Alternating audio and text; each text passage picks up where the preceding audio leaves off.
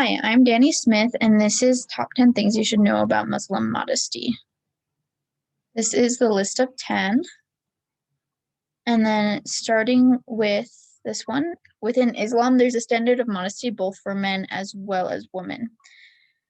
So for men and women, the standard is slightly different. For men, it's expected that they keep their knees to their navel covered in front of other people, while for women, the standard differs based on who they're in front of. So if they're around other Muslim women, then the standard is that they're covered from knee to navel as well. But if they're around other male close relatives, then they should be covered from their knee to navel, and in addition, their stomach and back. When Muslim women are around other men who are not close relatives, they should have their again, the knee to navel covered, their stomach and chest, and really only have their hands and face showing. And then even the face, depending on what area and what branch of the religion they're part of, parts of that may be covered as well. There is some question as to how much women should be covered when they're in front of other non-Muslim women. And there's no standard consensus, so that'll just vary depending on the individual. Many Muslim women prefer to be seen by a same-sex provider, and particularly depending on what they're being cared for, they may care more or less of that. So if they're coming in for pregnancy and labor checkups or GI tract issues, they more strongly prefer to be seen by women.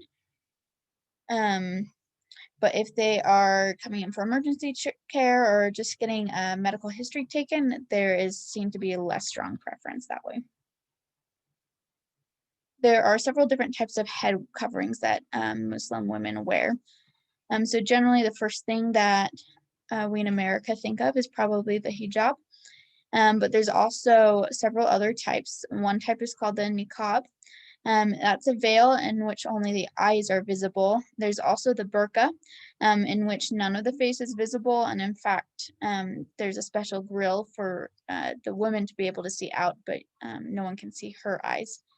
There's also a chador, which is like a body cloak in which only the face is visible, and also a khimar is another head covering.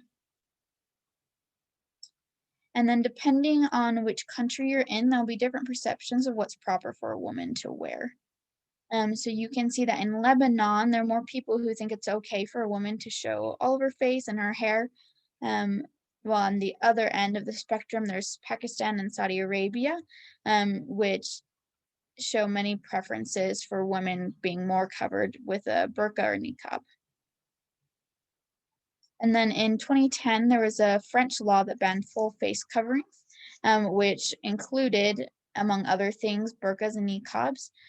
This was challenged in a court for denying religious freedom, but it was still upheld. And that is at the end of my presentation. Thank you.